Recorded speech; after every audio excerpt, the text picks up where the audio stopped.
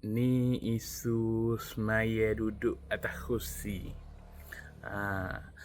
Ni semaya duduk atas kerusi. Bila ambo semaya, ambo duduk atas kerusi. Masalahnya, moga ambo ni seteruk. Ambo ni seteruk.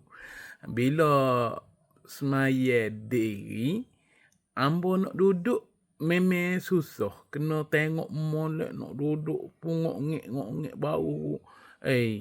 Baru boleh duduk. Pas bila duduk pula ngok-ngek nak boleh bangun susah lah.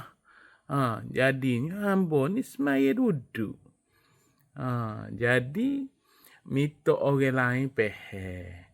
Sebab apa ambo ni semaya duduk atas kerusi. Lain setengah orang tu hanya sebab kaki dia je. Dia tak boleh nak semaya duduk. Dia tak boleh daripada diri dia nak duduk tak boleh. Hak tu lain. Ambo ni moga seteruk. Faham deh.